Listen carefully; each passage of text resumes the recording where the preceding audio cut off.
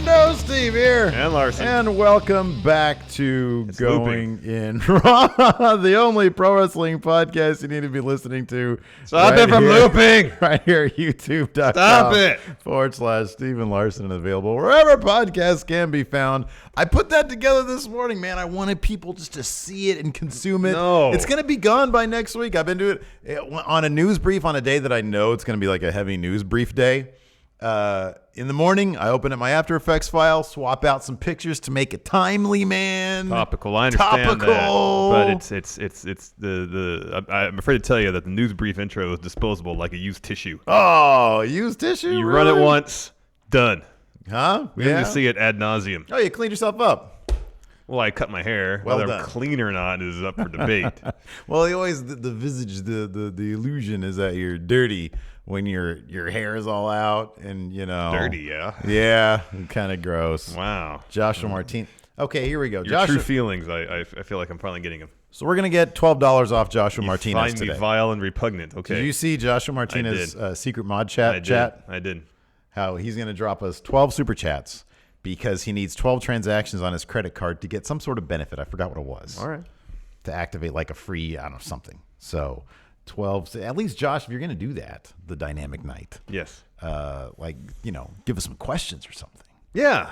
Or not. I don't care. Get some value out of your investment. I'm not going to tell him what to do. No, absolutely not. He's great. Anyways, so typically, like we had originally, when the whole schedule shift happened with AEW and NXT and stuff, the idea was we'd come in Wednesdays, do a short news brief. Yeah. Not live. No need to do that. But then seemingly every Wednesday, we come in and something's happened. Yeah, man. So fate is intervening the last few weeks to prevent us from doing actual news briefs and actually doing full-on podcasts. This is a news beef, baby. There's a lot going on. What's in the news? Oh, God. Everybody knows what's in the news, man. Woo!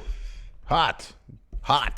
It only really seemed like a matter of time till Jim Cornette really said something stupid on NWA Power. He's been on the verge of it for the last 3 weeks. So close. So dang close. I mentioned it last week. Yeah. Said something he shouldn't have said. Yeah. And then, I don't know, the phrase he uses for a sneak attack has been like every episode of Power. He calls it like a Pearl Harbor. Yeah, that doesn't seem appropriate. Yeah, it's funny because that was like 70 years ago, but still, it's a little. I mean, it's touchy subject. But, Pearl Harbor. But our wait is over. He says something really stupid. On this week's episode of Power, boy. there was a match between Trevor Murdoch. By the way, the title of the episode is Jim Cornette Resigns from NWA, not resigns. No, there's a dash in resigns. There's a match between Trevor Murdoch and Nick Aldis, and he just says something that's completely inappropriate. Horribly offensive. Yeah. And rightly, internet brought it up and was like, hey, this ain't cool. How did it even made air in the first place? I don't know. This isn't airing live. This was shot weeks ago. I think we're into months territory at this point, aren't we? I think we're into months territory. Everything up to the pay-per-view, which is a month from now, basically. So I know how this happened, dude, because I can speak personally. Although having Jim Cornette there, you would think they'd have an extra ear for detail. Yeah, if you're aware of Jim Cornette's work, you know he has a penchant and a propensity to saying ridiculous, stupid stuff. So a friendo reached out to me today through my DMs and said, "How do you think this happened?" Who is this? Johnny effing cliche, and I said this. He said, "How do you think this happens?" I said, "Because in our careers, we've had to quality check stuff. Yeah, and I'm terrible at it." Because I just assume that things are done right. And then when I'm watching stuff over, I get easily distracted because I don't like to watch things back. This smacks to me of two things. Number one, laziness, that somebody didn't catch this. They just took for granted that, it's probably fine. They were probably dicking around doing something else, maybe trying to multitask while they were quality checking this piece of TV or of YouTube video that went out. Mm-hmm. And also, lack of representation at the editing bay. Perhaps if somebody is more attuned to this kind of thing, if they've dealt with these kind of comments in a negative way in their life, that might impact them. They'll probably be more attuned to hearing this and being like, whoa, hold on a second. As opposed to somebody who doesn't have to deal with this stuff in their daily life. It's just going to go over their heads. and they're not going to be, even if they're busy doing something else. Now, you are much more detail oriented than I am in general. You've always been a much better quality checker than me, so this could have flown past me. I would hope not. No, this wouldn't have flown past you. I don't know. I get really distracted. I didn't notice it last night while I was watching. I wasn't, because I was doing something. I was editing the intro for the thing that we're doing. I was busy doing that and sort of checking in on Power every couple seconds. I didn't notice it, but then I saw it in there. I was like, whoa, how did I not notice that? Because the match was like less than like a 5-minute match, the Aldis Trevor Murdoch one. Yeah. I think it's laziness, and I think it's lack of representation. That's what I think it's it entirely is. possible. Yeah. I mean, we've talked about countless times in various fields, in various instances where things happen just because people aren't very good at their jobs too. Mm-hmm. Whatever the case may be, it was well within NWA's power to make sure this didn't get out there. Yeah. And whatever happened that allowed it to get out there, I hope is correct. And they say that in the statement later on. So anyways, I'm sorry. I sort of skipped ahead. What happened, Larson? So after the episode went up, NWA executive producer Dave Lagana tweeted, quote, "On tonight's episode of NWA Power airing on November 19th, 2019, one of our talents made comments which some viewers found offensive.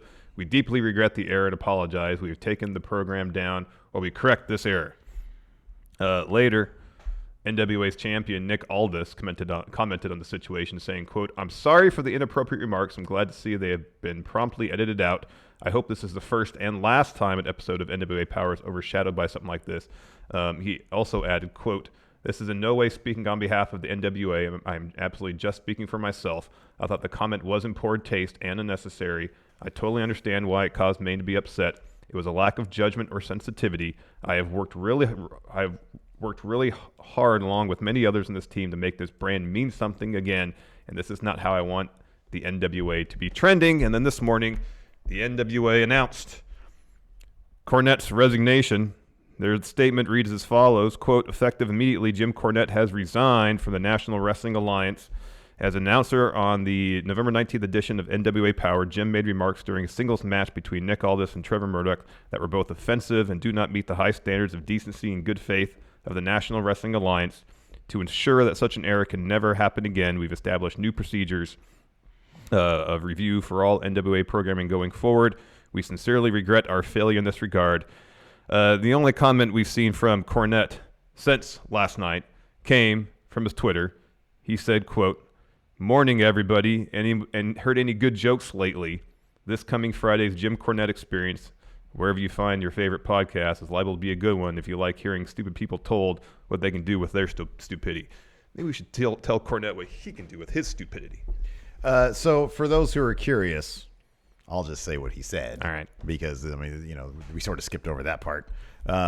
During a Nick Aldis Trevor Murdoch match, Cornette said this of Trevor Murdoch. Because here's the thing. There seems to be, and I would like to take this as a teaching opportunity for some people. There seems to be, among some people, some ambiguity as to whether or not this was a racist comment, which is shocking to me.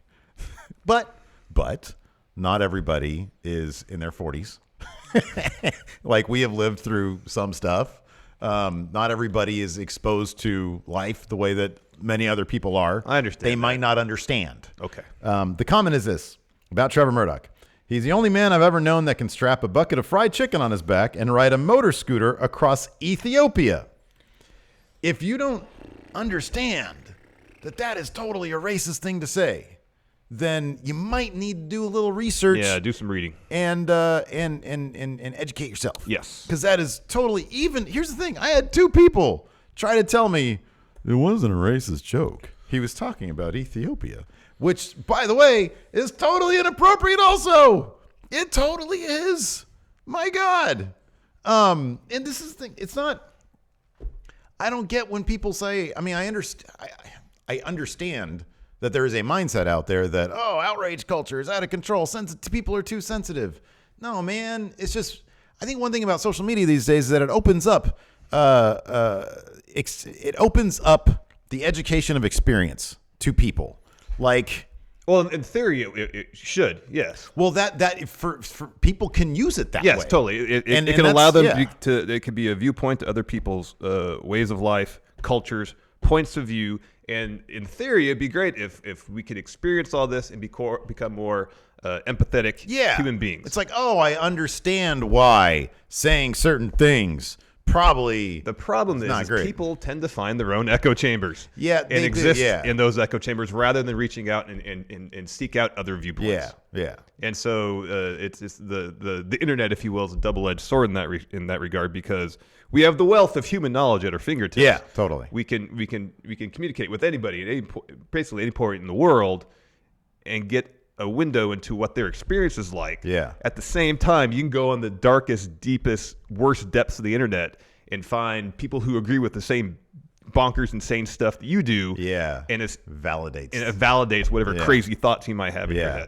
head. Some people view the experience that other people have, instead of saying, oh, this is why I should probably respect other people's, viewpoints, they view it as an attack. Because, oh my God, now I have to, people say I need to just be cool, as opposed to but then you see, a guy like Cornette. By the way, it's smart business for him, for his personal brand now, to resign from NWA, because he probably makes a lot more money off of his podcast, where he can be king of his kingdom. He could be on the throne, and he's got all of his apologists and all of his defenders, and they're saying, "Well, he's not racist. How could it be racist? This was just a silly joke. It was just a silly joke." Well, dude, no, man, there's no place for that anymore. There just isn't. There isn't. So it totally is. It totally is a racist joke. And if you can't understand why, you just research it. Mm-hmm. Just look it up. Just open your my suggestion. Just open your mind to other people's experiences.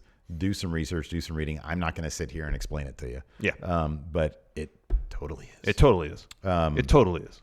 So yeah. And evidently, here's the thing. I was somewhat disappointed that he was booted off the show, simply because I would have much preferred this be some sort of coming to God moment. Like he says, man, maybe I need to dial this back. Maybe this isn't good for the business. Maybe this kind of rhetoric is not solid. I know that's too much to ask. That would take a level of self-reflection from Jim Cornette. I don't think he's capable. He obviously doesn't have. If his response on Twitter is any indication, no, he's learned zero. He's learned absolutely nothing. He's been bolstered by this. And I think the problem is he has a number of apologists, people that will back him up regardless. That like from a financial perspective, there's really no reason for him to back it up, because he can say ridiculous stuff like this and people be like, oh, no, it's fine.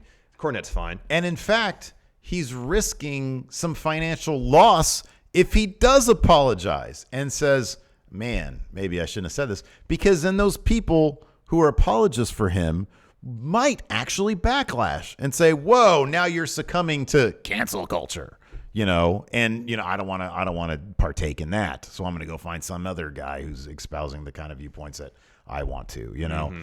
So, I mean, it's a shame. I was really sad that it didn't turn into like a learning moment for a lot of people. Instead, he resigned. We could hope that maybe it has turned to a learning moment for some people. I just don't think one of those people is going to be Jim Cornette. Yeah, you're probably right. He is set in his ways, and the times are passing him by. Real quick here in Discord, Arma asks top 5 people to replace the old man. My number 1 choice, Brian Zane. It's a great choice. How great. That'd be great. And I don't know. I have no idea if Brian would even want this. But you and I are both big fans of the guy. We consider him a friend. Yeah, absolutely. We became a patron of Wrestling with Regret just over the past couple of days, because he has a video about Jim Cornette blocking him a couple of days ago. Yeah. I think he's going to go through and re-edit that. I read a tweet of his. I think he's going to go through and re-edit it to sort of add this right here to make it more topical. I don't know when it's going up, but you can catch the early version of it. I think it might still be up. I'm not sure if the early version is still up, but he's got a really terrific take on Cornette. While we are on the topic, there's several comments here we can discuss. Sure. Michael Bullet, damn, Jim Cornette, can't believe that got through. He seems like the kind of guy that smells like train smoke and old bus seats. Man of cost and sorrow, having Cornette as a commentator is like having a loaded gun pointing at your foot. Eventually it's going to go off and you will be in pain. Trace Saunders, I guess Cornette fell into the fire lull. I'm sorry, Cornette fell into what? Fell into the fire. Into the fire. Oh, Joshua Martinez using one of his necessary transactions to say that Jim Cornette is poop. Hey, remember, Josh? Okay, good. He's doing a couple more because if he thinks he's going to do 12 $1 transactions, maybe it was just 12 transactions in total. I noticed it said 99 cents. I don't want him to get shorted by 12 cents. Yes, totally. Anyway, sorry. Draft House Games. Happy he is gone. Same here. Michael Bullitt. Yes, I'm black. That ish was racist. Definitely was. There's, I think you missed one from Vic Holland. Oh, I was just going through the ones that were. Oh, the ones that was Jermaine. Yeah. Okay, Vic, we'll get to yours. We'll get to yours, Vic. We'll get to yours later. So yeah, who else? Oh, obviously, of course, Burl and Jesse. Yeah. The NWA. I don't know about Jesse, man. It's just a matter of time for Jesse before he resigns. He's probably already resigned from many commentating jobs. Oh man. So yeah. Anyways, and even so, also I'm gonna link this to our YouTube community tab. But our good friends over at Busted Wide Open podcast, which, by the way, we need to start promoting them more because they need more. Yeah, they're great. It's a shame that they don't have more views and more subs. Maybe we can help them get there in the new year. Definitely. Do some collaborations with them. Totally. Ian's been a friend of ours for over 20 years now. Yeah. And just a couple of terrific minds. Yep. He found something about David Lagana, the president of NWA, that was also pretty troubling. Retweeting some white nationalist type tweet. So I don't know what's going on over there. I have no idea what's going on over there. But the bottom line is it ain't conducive, and it's not conducive to growing the NWA as a business. No. You're just gonna run people off. Yep. And they have a terrific roster. They have the issue is that should NWA's business dealings, whatever respect, whether it be hiring Cornette, not editing stuff out, anything else, people who are going to suffer the most from whatever backlash occurs is going to be the talent. Yeah. The talent who, by and large, probably has nothing to do with all that stuff. Yes. And that's what's really the They're bummer. there to work. I know. And it's such a fun environment to watch on camera. They seem like they're having an absolute blast. And they all seem like, Aldis seems like a real swell guy, you know? He really does. Like, they all seem like they're having a lot of fun. I really love the roster. I really love the product. It's just, man, I mean, if the top of the company, if the top part of the company has some issues, then I don't know what to do, man. I don't know. I know. Let's talk about something a little more fun. CM Punk, he made his debut on WWE Backstage last night. Wow. I had a big old smile on my face. That was a ton of fun, every time he was on camera. Absolute ton of fun. Well, that was like basically the entire show. I know. It was a blast. Let's go through some of the highlights here. Renee, of course, asked him, hey, you going to wrestle again? Yeah. The paraphrase his answer was never say never. He said it's not something he's pursuing or interested in, but he's old enough to realize he can't really say no definitively. But he did add there's a lot of issues between himself and WB still. It would take a lot of time and energy to mend those fences. And he said it could take forever. Yeah. I mean, I'm sure AEW probably threw a ton of money at him, or at least said they would via text, whatever the case may be. Or at a coffee sit-down. Yeah, so if it's a matter of a dollar amount necessary to get him back in the ring, obviously WB could pay way more, but I'm guessing AEW offered him a lot. I don't, you're probably right. They probably did, but here's the thing. Tony Khan's obviously a very smart person.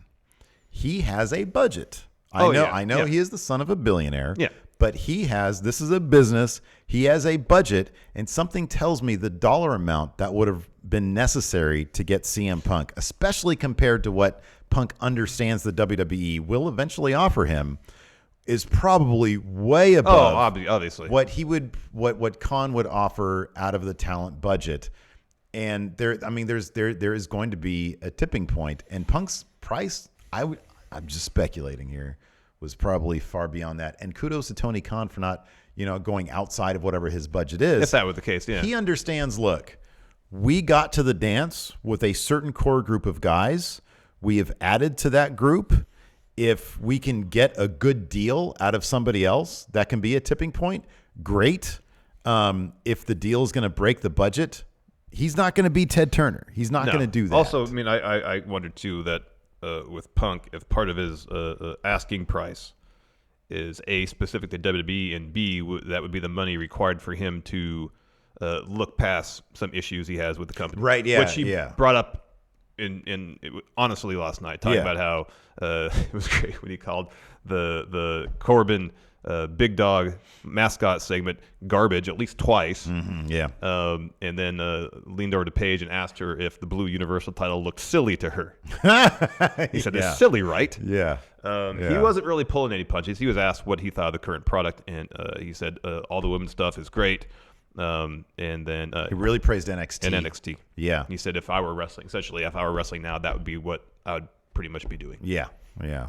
No, it was, he seemed like he seemed like a guy who was, one of the more interesting questions, like the first thing Renee asked him when they had their sit down was, what brought you here? Mm-hmm. And he just said, I'm at a place where I was offered it.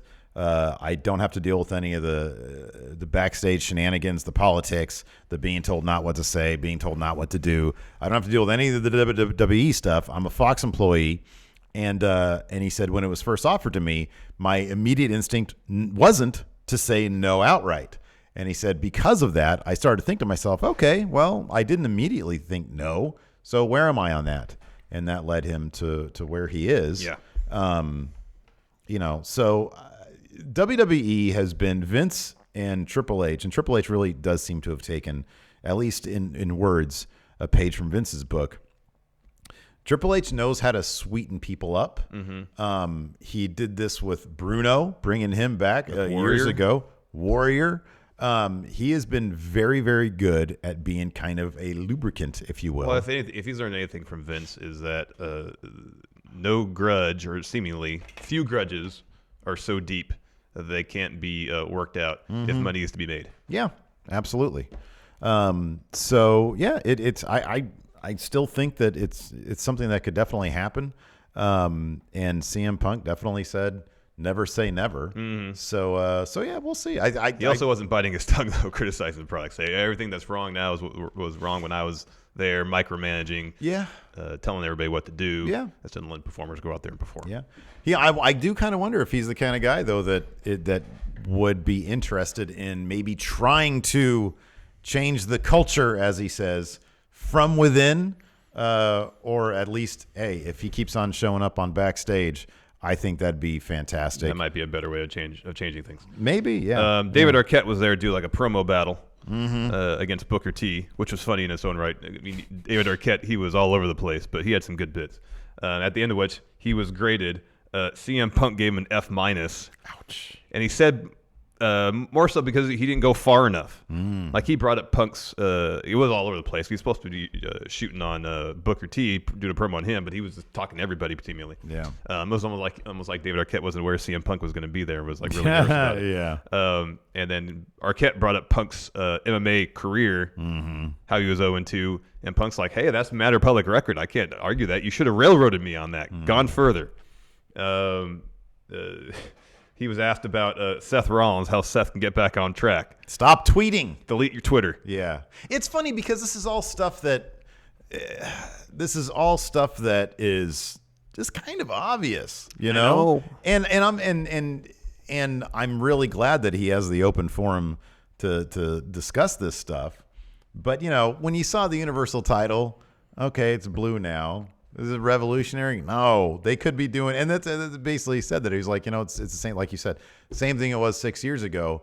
It could be so much better, and some of this stuff feels like no-brainers, and he's just bringing up the no-brainer stuff. I know. The Corbin dog stuff is garbage. It is terrible. It is garbage. So he's just bringing up the stuff that's like basically no-brainer. He's not trying to deep dive into like, Vince is terrible and he needs to go away. He's not doing that stuff. He's just like, hey, this is the product. We all know that there are things that need to get better. It's gonna be interesting to see, after 3 or 4 more episodes when he gets more and more comfortable. Yeah. Like if he's just tearing everything apart. Of course, Seth responded to Punk on Twitter, of course. Oh, I didn't see this, but what did he say? He called him a coward. There's a sentence that preceded the word coward, but essentially it's called him a coward. Yeah, okay. There's this great bit where they talk about that was good. the Shield Yeah. debuting with Punk. And Punk just asked Renee, who's your favorite member of the Shield? Yeah, because she said all those guys, and he's like, all those guys? Who's your favorite member? Yeah, And she it's says, like, I like them all equally. I like them all equally. It was really cute. It was pretty funny. He has a really good rapport with Renee. Yeah. He seems to really like her. Yeah, and to close the show, he cut a promo on Tom Arnold. He still got the gift for gab, man. He still has it. He still got it. Oh, it's great. That was great. That's so great. What was the line? If I want some poop, I'll scrape it off your tongue. Yeah. Wow. Yeah, that was good stuff. Wow. Let's talk about some more good stuff, Steve. Yeah, man. Before we continue, here's a word from our sponsor, forhims.com. 66% of men start losing their hair by the age of 35. And once you start noticing your hair up there going bye-bye, it can be too late. But do you want a bald spot to pop up or your hairline to recede, or you want to do something about it first? And why would you try odd solutions when you could turn to medicine and science? Science. Of course you go with medicine and science, yeah? That's right. With forhims.com, you can be the best version of yourself with licensed doctors and FDA-approved products to help treat your hair loss. We're talking prescription solutions backed by science. Not odd solutions. Prescription solutions. Backed by science, Hims was created by a dude who knew that some men's health conversations are easier had online rather than in person. So with Hims, you don't have to stress about awkward in-person doctor visits or long wait times at the pharmacy. Who's got time for that? Forhims.com connects you with real doctors. All you got to do is answer a few questions. A doctor will review your responses. If they determine it's right for you, we'll prescribe you medication to treat your hair loss, and it's sent right to your door. It's completely confidential, totally discreet.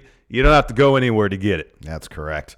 Get the hair loss treatment everyone is talking about, and right now, friendos can get started with the Hims Complete Hair Kit for just $5 today, right now while supplies last, and subject to doctor's approval. See website for full details and safety information. This could cost hundreds if you went to the doctor or pharmacy somewhere else. Go to forhims.com/GIR. That's forhims.com/GIR. forhims.com/GIR. All right. We got NXT tonight. We're not going to do a full preview. However, Triple H did do his customary pre-takeover conference call. Oh, we don't need to do a full preview just to preview a little bit. I just said we're not going to do the full preview. Yeah, I know. I just didn't notice any preview notes in here. Because we're not going to do the full preview. Well, we can do a preview, though. Like, we can do our preview, not a full preview. All right. We can just talk about what matches are on. All right. It was already a long show. I didn't. It was. Hey, look, man. We're already past. We're past it. We're gonna go 45 today. We're gonna go longer than that. We're gonna go well longer than that. That's why I didn't feel like the customary previews were not. Anyways, we're just wasting time here. Anyways, during the conference call, Triple H set the bar pretty high for tonight's NXT Go Home. Of course, we got Dunn versus Priest versus Dane. Winner gets title shot at Survivor Series. Mm-hmm. Revival versus Undisputed Era. And that's been announced so far. Adam Cole versus Dijakovic in the ladder match for whoever gets the advantage for War Games. See, there's your preview. There you go. Done. That's a good preview. That's a good thing. The game, this is from Fightful. Doing AEW one too. I don't remember what's announced for that. That's okay. I'll do it. Fightful is reporting that the game, during the conference call, said that there would be a lot of huge names people wouldn't expect to show up on tonight's NXT. He also added that one member of Team NXT will be announced the day of, I guess, Survivor Series. And Fightful notes that Triple H added, quote, "It will be epic and people will be excited." Who's going to be? Who's it going to be? God, I don't know. I just really hope it's not the loser locker room. That would bum me out big time if they just sent the loser locker room over there. It can't be that. I think Seth is going to show up, and I think Kevin Owens might show up. Mm-hmm. It's funny because somebody mentioned, I forget who this was, but somebody had speculated in either our YouTube comments for our Raw review. They're like, who's going to turn? It's going to be Drew because nobody's paying attention to him. Man, he's not gonna join NXT. He quantum leaped out of the main NXT segment from last night or from 2 nights ago. I still don't. I want to know how that whole thing finished out. Yeah. Here's some other highlights from the call. He says he's not interested in wrestling a Survivor Series. Of course, rumors have been pushed backstage for him to wrestle at Survivor Series. He doesn't want to do it. He wants to focus apparently on NXT talent and not himself. Am I tripping right now? Yeah, there doesn't seem like there's any preview up. AEW doesn't even have a preview. He said that split rosters will be more defined after the Sunday pay-per-view. Well, that makes sense. Which is great. That makes sense. He says Gargano is day-to-day with his neck issue, but there's no structural damage going on there. That's good. He notes that the build creatively for Survivor Series has been a collaborative process. Notes, quote, is it Fightful's quote here, everyone's been on the same page of late anyway. Mm-hmm. So I guess that's good. There was one interesting thing. Somebody asked him, I don't know what the exact question was, but he says, we can't do we can't do anything until Monday, we can't figure out Wednesday until Monday's done. Yeah. And I'm thinking to myself, au contraire, Triple H, there is a thing called long-term planning. You, in fact, can do Wednesday before Monday happens. And related to this particular storyline, not really. Why not? Because if something happens on Raw that runs completely contrary to what he may have planned on NXT. Oh, no, that's what I was talking about. If it's a real collaborative thing, you, in a collaborative spirit, plan out long-term. Oh, that's not a real collaborative thing. It's what Vince wants to do with the main roster shows, and he adjusts accordingly. There you go. That's the collaboration. That's what I'm talking about. I just thought it was funny that he said, well, we can't. And, yeah, it's like, well, Vince is going to do what he can do. I just like that he's just basically admitting, there's no long-term plan here. Vince is going to do what Vince will do what he does. Yeah. Also, let's talk about Randall Orton. I'm gonna see if maybe AEW has a preview. Oh, there you go. Twitter. There you go. We had heard rumors, reports that he had expressed some at least interest in hearing out what AEW had to offer him. Maybe. Mm-hmm. So the question is, did he ever really consider leaving WWE before signing a new deal? He was on After the Bell with Corey Graves. His answer is no. He said, this might be upsetting for some people, but I never really saw myself leaving WWE. To me, it was about getting to a point where I'm happy and what I'm doing to my body, the amount of time that I'm gone from my family. In the end, it's all gonna be worth it, and that's where I'm at right now. So I'm definitely happy being a WWE superstar. And you remember, you go back to the I don't even call it controversy, the stuff going on when Ospreay and Ricochet had that awesome match in New Japan. Yeah. That people were criticizing because there's too many flips, it was too choreographed. And he seemed to fall squarely in the side of Randy that is too choreographed. Well, it seems like he might be coming around to some things. Because he also talked about he's been ingesting, taking in more wrestling. This is what he said, quote, I've been more so now than ever aware of other guys like Will Ospreay and other guys that work with Cody, and I'm watching a little more wrestling. I'm not in the WWE bubble as much as I've been for almost the last 2 decades, and I'm learning to appreciate other styles a little more instead of just quickly seeing something that isn't how I would do it or isn't how I would sell it. And I'm realizing in its own way, it's good. Mm-hmm, yeah. So confirmed, Randy for PWG Bola in about 5 years. Oh, that'd be terrific. That'd be something else. He'd probably look the exact same, too. Mm-hmm. This was kind of interesting, too, with regards to the Tony Khan, Randy Orton Twitter back and forth from the other day. Fightful Select, which is a terrific sub. Go subscribe. Check it out on Patreon. Had a backstage reaction to all that stuff. And this was sort of the interesting bit because Tony Khan, of course, in his retort to Randy Orton, brought up that Randy had dropped the N-word on a Twitch stream while gaming in a heated gaming moment. This was interesting, though, because it said WWE wrestlers that we reached out to were not surprised that Orton spoke up, meaning on Twitter to Tony Khan, and were told that in regards to his controversial game stream comments, he apologized privately to at least a few members of the roster back at the WWE SmackDown debut on Fox in LA. One wrestler said this, Randy didn't mean it and was sorry. Hulk meant it and was sorry he got caught. That's coming from one of the wrestlers on WWE, from WWE to Fightful. So I don't know. That was kind of interesting, that he was like, ooh, I messed up. Maybe I should go apologize to people. Say, hey, I didn't mean this. It was a bad moment for me. Got to give credit to Randy for doing that. He's a big name. Mm-hmm. He doesn't have to do that, but he did it. Well, he should do it. No, totally. He should, and he did. Yeah. A lot of other people in his position might not. I'm just giving credit to Randy Orton. No, That's my point, he did the right thing. Mm-hmm. He did the right thing. You know who's doing the right thing also, man? The New Day. Oh, heck yeah, man. They're starting a podcast. Heck yeah. So this was confirmed on After the Bell, too. We've been hearing for a while talk of maybe a New Day podcast happening. It's happening, called Feel the Power, starting December 2nd. There was a trailer that ran at the conclusion of After the Bell, and Xavier Woods, Kofi Kingston, and Big E Stay at the show consists of, quote, personal stories from inside and outside the ring and engaging in passionate debate about sports, video games, music, and more. Can't wait. Can't wait. That's going to be great. Yeah. I hope they give Kofi some time to talk about shoes. I know he loves the sneakers. Want to hear that. Yeah. Oh, I love it. It's great. It's going to be outstanding. I can't wait. Yeah. I am super excited. I'll try to make time in my day for it. There's just so much content. There man. really is a lot. There's a lot of content out there. Even just focus on WWE stuff is a lot. Speaking of which, later on today on the Patreon, our Patreon, patreon.com/Stephen Larson, we continue with my career mode. Oh gosh. WWE 2K20 my career mode. So yeah, if you want to check that out, it's on our Patreon. Well, it will be. It hasn't uploaded yet. I'm sorry, it will be. Yesterday we did a review of The Mandalorian Episode 2. Mm-hmm. Good stuff. This is from Cage Side Seats. Here is your AEW Dynamite preview. Oh, nice. Of course, how could we forget Darby Allin versus Jon Moxley? That's going to be great. Hot match. Nick Jackson versus Phoenix. That's going to be great. He on Twitter, Nick said that he hasn't done a singles match in probably since TNA or something like that. Years, I think he said.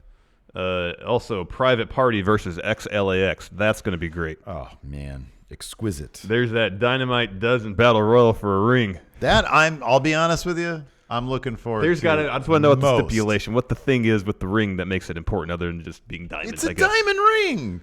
Do you have a diamond ring? No, I don't Wouldn't care. you love one? No, if I loved one, I would save up the money to buy one. I don't care. The monetary value? I don't even wear any rings, and I'm married. Do you know what controversy? No, I just don't. It's a heavy ring. I'm just not used to it. Controversy. I know mine is kind of jank. And Lacey keeps on asking me if I want to replace it, but even though I'm an FPOS, this ring is too big for my finger. And you got the little because sizer it's in there. whatever titanium, you can't shrink it down. You can't size it. You can't size it. So I have the little sizer thing in here for my dainty little finger. So I put it on there, and but I like it. It's a little bit of business. She's like, well, just let me replace it. I'm like, this is the one that you gave me. Yeah. And it's got a little inscription in there. I know. Mine's got an engraving on the inside too. From the day ever. I would never get rid of this. I love this thing. But it's very light. It's not heavy. I noticed yours. Mine weighs like 5 pounds. Yeah, I told her when we were going out ring shopping, I was like, man, I need something light. There's two problems with it. One, it's tungsten and it's super heavy, and also it's got grooves along the side of it that are deep enough that when I wear it, it cuts into my fingers. Oh yeah. You know what I'm probably gonna end up doing? I'm gonna get a tattoo ring. Put that right there. Although a lot of people will be like, oh, you're just jinxing your marriage. I've been married to her for freaking 7 years now, man. I'll probably get one of those. I don't know what they call them. You can get them at Dick's Sporting Goods. They're made of rubber. People the ones that firefighters wear when they're out, so they don't rip the skin off their fingers with their wedding ring. Oh, interesting. Yeah. So it's just totally lightweight. Just wear it, and not even notice it's there. There you go. The problem, I don't have a problem wearing the ring. It's just it's an issue where I wear it, and it's like my focus of my day. Yeah. And I don't want it to be that. Yeah. Plus, you want people to think that you're single because you're shady as hell. No, I'm a snake, right? You're the biggest snake I know. Oh, God. Young Bucks, Nick Jackson said 1,627 days since I last wrestled a singles match. That's 5 years. 5 years. Wow. So it'll be 2014. That takes us back to Generation Me. TNA days. Yeah, also, Chris Jericho is promising some sort of huge announcement. Probably, I'm guessing it's related to the Jericho Cruise. The Jericho Cruise, yeah. Do you think tonight's going to be the first time? I say no. Unless they do a really good job throughout the day of maybe dropping some hints as to who's going to show up on NXT. But because I think the main roster's kind of dropped the ball on invasion stuff, I think that makes NXT a little less hot. But people are saying, oh, is this going to be the night that NXT finally takes AEW? 250,000 is a lot of people, or 200,000 is a lot of ground to make up. I don't really see it happening, but I think it'd be really cool if they close the gap a little bit. I want to see both brands do really good and be really strong. We have some Discord questions here. Let's see here. Hey, this right here. No. Let's see here. Greg Morris. For what possible reason would the main roster care about brand supremacy? NXT at least can want to be seen as equals or better. Yeah. Should there not be a prize to the winners like the 30 spot in the Rumble? Yeah, I think there should be a prize for the winners. Absolutely. There should be, and I agree. Raw and SmackDown shouldn't care. Mm-hmm. They're getting their paychecks. What do they care? Black Mega Man says, just tattoo her name on your neck, Steve. Yeah, dude. There you go. Lacey right here. Sarah. You wouldn't regret that in the least, huh? The fact that it's Lacey, no. The fact that it's on my neck, yes. That's what I mean. 100%. That's what I mean. If you got 100%. Lacey tattooed on basically any other part of your body. I think, honestly, like, I love... Except from here up. I've always wanted to get, like, a full sleeve. And then, like, I've always loved how it looks on the hand, but I just can't make that leap. It's just like when I was a kid, I always wanted to be a metal guy, but I couldn't make the leap. I can't. I'm destined to look like, even Lacey says, like, when we're about to go out on the town or whatever, I'll, put on my standard go out on the town outfit, and I'll say, how do I look? She's like, yeah, you look like an NPC. That's funny. From GTA. That's funny. I'm generic model. Yeah. Josh Martinez, I keep my 2% API if I make 12 transactions a month. That's worth it, man. Oh, wow. 2% on That's a credit really card. Good. That's like a tenth of what a normal credit card interest rate is. That's really good. Johan von Wolfhausen, do you think there is talent in WWE who keep re-signing, believing that they will have their big break once Vince departs from the company? Sure. Maybe. I think that there's people who re-sign for all sorts of reasons, and that's a legitimate one. Yeah. Josh Martinez, he's tweeting a bunch of emojis. It's pretty funny. Victor Holland, speaking of hearing people out, are we just going to ignore Austin Idol's kayfabe cocktail? They aired it twice. So the vibe I get from that is like it's a roofie thing, right? Oh. I mean, that's how. Okay, I'll put it this way: if you take it to the extreme, that's how it could be taken. Yeah. Because he talks about it's kayfabe cocktail. It's like an aphrodisiac, like me, Austin Idol. I'm a bit more lighthearted about that one. I don't really think it's like I'm not gonna go all the way on that.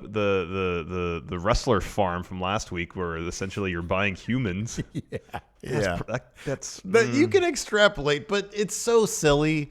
And the kayfabe cocktail, I think it's so silly that I don't really think that. I guess I didn't notice. I didn't notice the potential implications of kayfabe cocktail the first time I saw it, because I thought it was just the presentation was so silly. Yeah, I know, but when I saw it, I was like, is he roofing his kayfabe cocktails? Is that the deal there? But I don't really care. I think that's silly. It's silly. I mean, everybody's got their limit, I guess, but I think that's just silly. Another emoji from Josh Martinez. Naheem Quattlebaum, you guys should do a convention with the others. You should do a convention. Friendo Fest. Let's do Friendo Fest. Friendo Fest. We can do it at the Marriott in Rancho Cordova. Yeah, I'm down for that. No, we definitely have to do another. We got to figure out when our next convention is going to be. Let's see here. Charvel Myers. Hey, guys. Been gone for a minute. Postal life is crazy here. Take some of my money since my job gives it away for free around this time of year. Thank you, Charvel. Hey, Charvel, dude, it's no joke. They literally can't take vacations in December. They're not allowed to because the mail volume is so heavy. My dad, they literally bring people out of retirement. That's crazy. To do seasonal work. My dad had to stop. He was like, yeah, I can't do it anymore. Kelly88, all the gross things going on. Can I just say Dustin was great and positive on Dark? He really seems to be proud and enjoy and gets a kick out of seeing Man, I echo that sentiment 100%. I didn't watch all of Dark last night, but I watched a couple matches, and then I had to go make dinner. But Dustin he's got such a pleasant, lovely voice. Yeah. I hope that they keep him on. Yeah. He's terrific. The more him on TV, the better. Michael Bullitt, when Punk asked Renee who her favorite member was, he was Mother Grabbin' Awesome. It was Mother Grabbin' Awesome. Just like hot Carl Anderson. That was funny. Joshua Martinez, I miss Punk, one of my faves of all time. Yeah, man. It was good having him back. Me It was Me quite too. entertaining. Where did I leave off here? Brian Jankowski just saw the hardcore match with Omega. Worst match of 2019. There is no pop worthy of putting wrestlers in that danger. Brian, I would suggest staying away from the Tournament of Death. Yeah, then. Don't watch CZW. Because I'll be honest, like having seen, and I am by no means like a deathmatch guy, but there is an element of fascination there. There's a terrific Vice documentary that you can find on the internet right now on YouTube about the CZW Tournament of Death, and it is fascinating. I don't get it at all how these guys could do that. But you start to understand maybe the whys and the motivations. Mm-hmm. and the love that they have for it. And I get it from that standpoint. I can start to understand it. And I guess one could hope that, especially Mox, who is experienced in these types of matches, will know. Granted, you can't make a match like this absolutely safe. This was nothing compared to the CZW Tournament of Death stuff. I know. Yeah. That being said, that there's ways to approach things to maximize the safety of the competitors. Yeah. That's the hope. Yeah. I mean, like I said, Mox and Omega, they're both making a ton of money. Well, you said also, you had this perfectly right. You said during the match, Kenny Omega looked like a guy who was both in serious pain but having a serious amount of fun. And they just it's the mindset. They're really into that. Yeah. And because you can get barbed wire of various lengths. You can get the super long stuff and the really short stuff. Kenny Omega truly does seem like an artist who appreciates the craft. And this is just another version of the craft that he was interested in exploring. In exploring. For me, in that match, the spots that seemed like they could do the most damage was the spots on the chain. You're suplexing someone on metal, on a pile of metal. That's got no give. Uneven pile of metal. And that's got no give. Yeah. I mean, I'm guessing based on the marks the barbed wire leaving, that was the really short stuff. Yeah. So, you're going to get cut up. I don't think you're going to have a Sabu situation where your biceps about to fall out. Yeah. I thought, to me, with that match, I just really loved the creativity. When you had the moment that stood out to me most was the shout out to Die Hard. Was Mox having to crawl through glass to grab the rope and get leverage. I thought that was so clever. Yeah. It was so creative. I loved it so much. That was good. Adrian C., I've been watching AEW live, then NXT. Not tonight. Adrian C. is going to watch NXT first tonight. The first couple of weeks, I was AEW live and then NXT. Now I'm back to NXT live, then AEW. I'm AEW first, man. Hey, you know what, dude? First on my TV, first in my heart. That's great, man. I love that you're appreciating wrestling. Everybody should just love everybody and love what you like. Just be cool. Just be cool. Just be cool. Don't be racist. Don't be racist. That's not being cool. It's the opposite of being cool. Yeah, man. Nick C. says the next Cornette podcast will be hot. Man, imagine I don't know what kind of takes he's going to kind of come up with, but it's going to probably be embarrassing for Jim Cornette. Yeah. Suplex Casey, you got my bread 11s a month early. That's awesome. Take some cash. What are bread 11s? So bread is the Jordan colorway that's black and red. Oh, okay. So I think in December, next month they're doing the Jordan 11, also known as playoff. So bread 11s, they're black uppers, black patent leather. Here's your dude. Here's Simpson, Mr. Fomer Simpson. He's great. Translucent outsole. W needs bring your own weapon match like CZW fans bring the weapons from home. We've been to a bring your own weapons match at a local promotion. Boy, that was someone fun. Brought a stick. Yeah. From a tree. Yeah. Like a branch. They had the smaller branches coming off of it. I don't recall if it was used though during the match. Yeah, I don't know. I don't recall. A lot of people are saying the stream is over. I went down. It's back up now. In this case, it is not our fault. It is YouTube. Yeah. I show no drop frame, so that's. Oh my God, Jeffrey Nguyen. Wow, Jeffrey. He said, "Ever dated multiple women at once? Advice, please." I have not. Sadly, I have not. However, my advice would be, well, I don't know. I mean, look, man, as long as you're not promising anything that makes you a liar. You need to be transparent first and foremost. I mean, you don't have to go on a date with somebody and tell them about what you're doing specifically. No, but you should be open with the fact that you're seeing other people. Yeah, don't be like, hey, we're exclusive if you're not. Exactly. That's, just... If all parties are cool with arrangement. You dating multiple people. And then if you're super clever about it, try to get them all in the same room at once. And then let us know what that experience is like, because I've never been able to do that before. Get them all in the same room at the same time, doing things, and then you'll be like Friendo Supreme. At that point, you're like top friendo to pull that one off. Am I right? Right about that? Fist bump, please. Fist bump. Fist bump on the menage a trois for Jeffrey Nguyen. Wow, you're poo-pooing that? I mean, you're just waiting this one out. That's his business, not mine. Yeah, but wouldn't it be celebratory, right? I mean, for him, sure. hats off to Jeffrey if that's something he wants to accomplish and he manages to do so. I'm like that episode of Seinfeld. I could never. That's like a full lifestyle. Oh, you got to dive into the fire sometimes, man. Into the fire. Just the experience. Fist bump on the experience. No. Really? No, not with you. No, I know you couldn't do it either. No good? Oh, wow. DKC says, was in an open relationship. It doesn't work. That's different. That's coming to terms with the person that you're exclusive with, saying, hey, you go do you, I go do me, and then we'll still be with each other. That seems difficult. That's fraught. That's not easy. Fraught. Did you ever watch, what was that show called? There's a show on Showtime about polyamory. Oh, yeah. Oh, wait, Big Love? No, it was a reality show. Oh, yeah. Man, that was awkward. That seems like it'd be really awkward. Really awkward. It's pretty much the dude manipulating multiple women into being cool with the arrangement that he wants to be in. Yeah. It was There really was an awkward. interview, I think it was a Playboy interview with, I don't know the actor's name. He's like maybe the most annoying actor on the face of the planet, though. The lead character in Silicon Valley. And he's also in those, I think, Verizon commercials.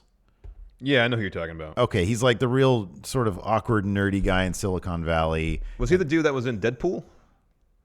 Maybe. Am I thinking of that guy? No. all right, That's all right. TJ Miller. Okay, that's what I was thinking of. Okay, this guy, I forget his name, but he talked about how he is in an open relationship with his wife, or he has her go to, like, I don't know, threesomes or orgies or whatever.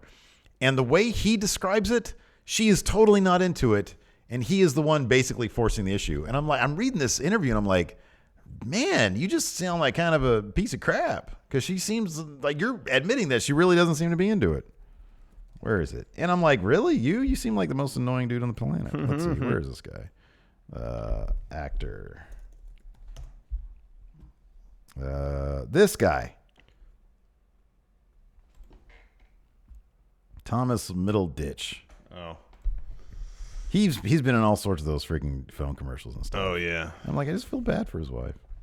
Anyway. Yeah, that's messed up. But, you get into what you get into. You want to date a freaking actor? Anyways. So, yeah, Jeff, be careful out there. Yes, be careful. Just be transparent. Yeah. Be upfront. You don't want to end up like in a Dateline situation. No. That'd be terrible. No. It's shocking how many people are murdered enough for like a weekly freaking... Yeah, it's amazing. Yeah, right. And it's predominantly just spouses killing their spouse. Mm-hmm. Like, you'd think that wouldn't happen with great regularity, but it happens enough they can do a weekly show about it. Michael Bullitt says, how are orgies not awesome? They do seem awesome. If everybody is into it. If everybody's into it. If somebody's like really reluctant and is like, man, this isn't in my heart, and their husband is sort of just making them do it. That's not cool. That's not cool. That's not cool at all. Doesn't seem cool. That's not cool at all. Yeah, I'm just saying. Anyways. Yeah. Anyways. Thanks everybody for watching. Thanks. We appreciate on that note. Don't be an episode of Dateline. Yeah. I've never known anybody who's been murdered as part of like a tryst. I've never known anybody who's been murdered full stop. Me neither. But like talking about Dateline exclusively, Yeah. It's usually because of like messed up relationships. Like people just straight up murder. Yeah, it's funny that people don't consider divorce as an option.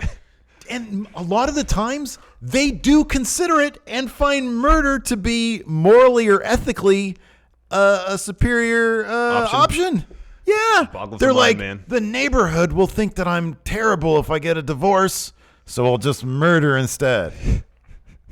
But they'll be fine with it if I'm a murderer. Well, I think the idea is they won't find out. But I mean, like if a spouse dies, who's the first suspect every time? Hey, man. Yeah, it is. These days, it ain't like it was in the 80s. Do you know how many murders people got away with in the 80s? Watch an episode of Unsolved Mysteries on Pluto TV. They are up to date with their updates. And I swear to God, every murder that happened in the 80s, they never get updated. Nobody is ever found. Yeah. These days, with these things right here being everywhere, these cell phones, oh my God, you cannot get away with anything. Even if I wanted to murder somebody, I couldn't. And you shouldn't. You really shouldn't, unless you really want to know what it's like. Hey, Brandon Olcheris, he said that his super chat got missed during the stream outage. So here you go. Just pop in and say hi. Thanks, Brandon. Well, hello, Brandon. Thank you so much. And until next time, we'll talk to you later. Goodbye.